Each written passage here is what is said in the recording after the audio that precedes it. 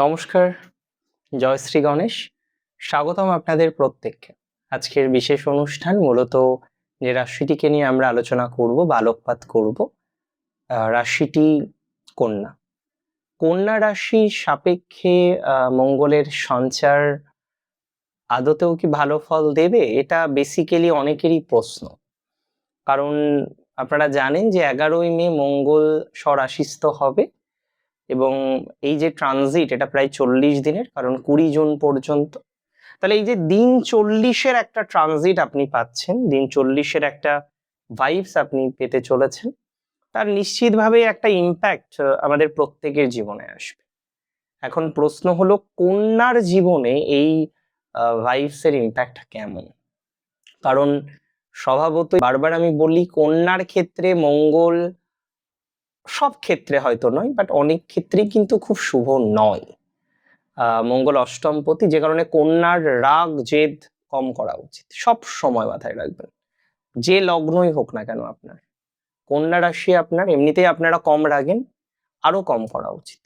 মানে রাগ জেদ যত কম রাখবেন, এবং হঠাৎ কিছু করার মেন্টালিটি, উঠলো বাই তো কটক যায়, একটা প্রবাদ আমরা ছোটবেলায় শুনতাম, বা একটা কথা আমরা শুনতাম যে এখনই মনে হলো মানে এখনই করি। এই যে মেন্টালিটি, হয়তো সব কন্যা রাশি জাতক জাতিকাদের মধ্যে আমি দেখেছি এটা বলবো না, তবে হ্যাঁ, এটা অস্বীকারও করবো না যে অনেক কন্যা রাশি জাতক জাতিকাদের মধ্যে এই মেন্টালিটিটা কিন্তু আমি দেখেছি, যে এখন করতে হবে মানে এখনই করতে হবে, পরে আর করা যাবে না। এটা it is not a good concept at all. এটা চেঞ্জ করতে হবে। যাই হোক, মঙ্গল তো যথারীতি প্রবেশ করবে 11ই মে। আমরা চাই আর না চাই সেটার উপরে কোনো কিছুই ডিপেন্ড করবে না। তবে এই ট্রানজিটে আমাদের অনেক বেশি সাবধানে কিন্তু থাকতে হবে। আমি দায়িত্ব নিয়ে বলতে পারি, আপনাদের জীবনচক্রে অনেক অনেক অনেক বেশি ইমপ্রুভমেন্ট প্রাপ্তির মতো একটা প্রবাবিলিটি, সেটা কিন্তু লক্ষ্য করা যাবে। যে সমস্ত জাতক বা জাতিকারা চাকরির সাথে যুক্ত আছেন, তাদের যেমন একটা পরিবর্তনশীলতা বা চেঞ্জ, অনেক কন্যা রাশি চাকরি নিয়ে কিন্তু বিভিন্ন রকম অভিজ্ঞতা বারবার বারবার লাভ করলেন। অনেক জাতক জাতিকারা কর্মজীবনের ক্ষেত্রে একটি বিশেষ গ্রহ সংযোগ কিন্তু লাভ করলেন। আমি আপনাদের দায়িত্ব নিয়ে বলছি, কর্মজীবনের ক্ষেত্রে একটা উন্নতির জায়গা আপনি পাবেন। আমি আপনাদের দায়িত্ব নিয়ে বলছি, প্রফেশনাল লাইফের ক্ষেত্রে একটা পরিবর্তনশীলতা আপনি পাবেন। মঙ্গল অষ্টমে গেলেই আপনার একটা চেঞ্জ হবে, হতেই হবে, হবেই হবে। মঙ্গল যখনই অষ্টমে যাবে, ওই যে 1 মাস 10 দিনের একটা ট্রানজিট, এই ট্রানজিট কিন্তু একটা ম্যাসিভ ডেভেলপমেন্ট আপনাকে দিতে চলেছে। এই ট্রানজিট কিন্তু একটা ম্যাসিভ অগ্রগতি আপনাকে দিতে চলেছে। এই চাকরি কিন্তু একটা ম্যাসিভ ডেভেলপমেন্ট দিতে পারে, ম্যাসিভ চেঞ্জ দিতে পারে।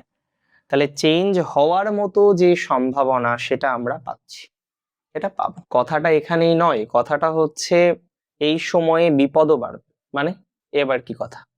হ্যাঁ, প্র্যাকটিক্যাল। এই সময় হঠকারী সিদ্ধান্ত নেওয়া যাবে না। মায়ের সাথে এই সময় সদ্ভাবটা অনেকটা বেশি ভালো রাখতে হবে। মায়ের সাথে ভালো বন্ডিংটা অনেক বেশি রাখতে হবে।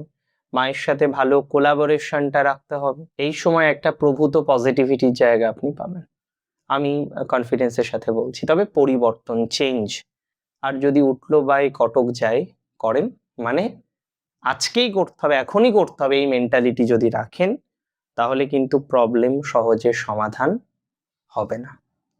একদম পরিষ্কার, একদম জেনে রাখুন।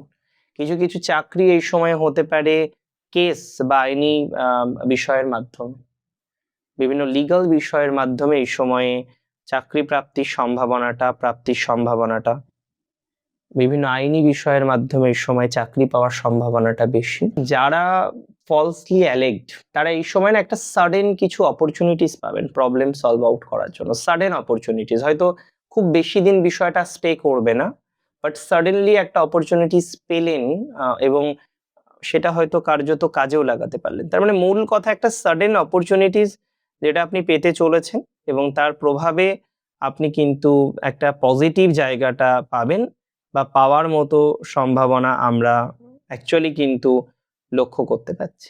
তার মানে খেয়াল করলে, চেষ্টা করলে সেটা হবে। অনেক সময় ছোট ছোট ব্যবসা না বড় রিটার্ন দিয়ে দেয়। আপনি এমন একটা ব্যবসায় আছেন, আপনি মাঝে মাঝেই হীনমন্যতার শিকার হন যে কি করতে পারবেন, কতটা করতে পারবেন।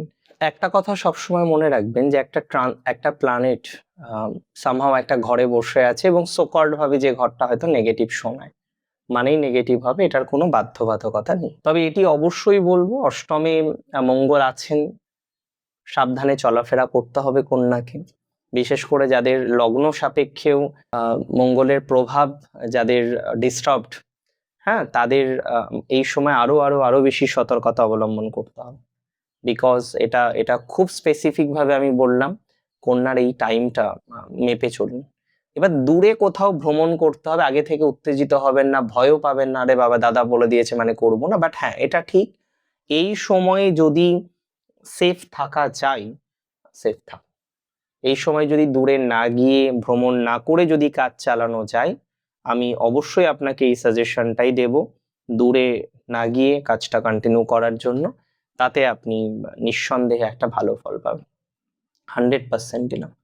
দূরে গিয়ে কাজ করার থেকে এই সময় কিন্তু এটা মাথায় রাখতে হবে। এবং অনেক ক্ষেত্রে হয় না যে ছোটখাটো একটা বিষয় থেকে বিপদ আসতে পারে, সেই সময় খেয়াল রাখবেন যত বেশি লাইবিলিটিস এড়ানো যায়, মানে একদম পরিষ্কার, অতিরিক্ত লাইবিলিটিস নিয়ে বেশিক্ষণ থাকা, বেশি কাজ করা, বেশি রাত জাগা, বেশি দূর ট্রাভেল করা, মানে অতিরিক্ত করতে গিয়ে বিপদে পড়তে পারেন।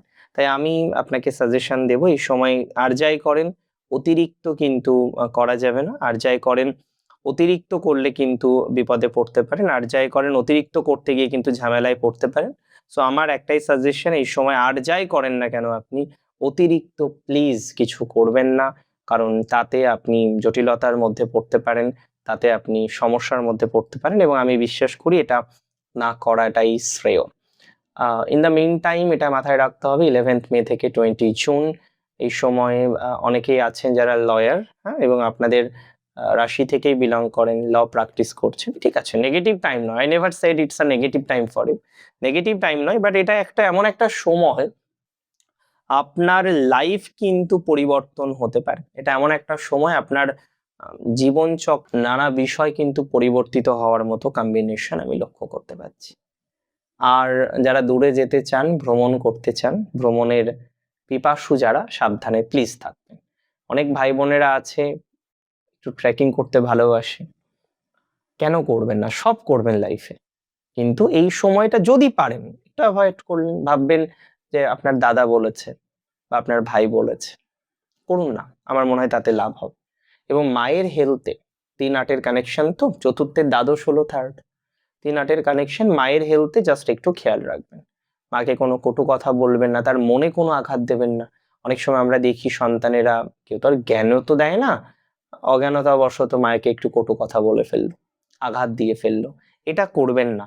মা কিন্তু মা হয়, কুপুত্র যদিও বা হয়, কুমাতা কখনোই নয় বা কদাপি নয়, তাই না? সো মাকে কখনো আঘাত দেবেন না। এবার কন্যার ক্ষেত্রে আমার পার্সোনাল এক্সপিরিয়েন্স, আমি 95% ক্ষেত্রে দেখেছি মায়ের ভূমিকা অপরিসীম। এবার 5% ক্ষেত্রে তো 19-20 হতেই পারে। যাই হোক, কন্যা রাশির ক্ষেত্রে মঙ্গলের ট্রানজিট নিয়ে ভয়াবহ কিছু নেই, তবে নিড সাম কনসাসনেস, আবেগটাকে নিয়ন্ত্রণ করতে হবে, কিছু কিছু জিনিস মেপে মেপে চলার প্রয়োজনীয়তা আছে, একদম প্র্যাকটিক্যাল আছে। কিছু কিছু বিষয় আপনাকে মেপে মেপেই চলতে হবে, বুঝে বুঝেই চলতে হবে। সেটা যদি চলতে পারেন আপনি আরো ভালো থাকবেন, এটা আমার শিওরিটি, এটা আমার শিওরিটি, আমার অ্যাসিওরিটি। যদি মেপে চলতে পারেন, বুঝে চলতে পারেন, প্রকৃতি কি বলতে চাইছে, পরিবেশ কি বলতে চাইছে, এই কনসেপ্টটা রেখে যদি চলতে পারেন, আমি বিশ্বাস করি আপনি অনেক অনেক অনেক ভালো ফলাফল পাবেন। ভালো থাকুন আপনারা প্রত্যেকে, সুস্থ থাকুন, স্বাভাবিক থাকুন। জয় শ্রী গণেশ।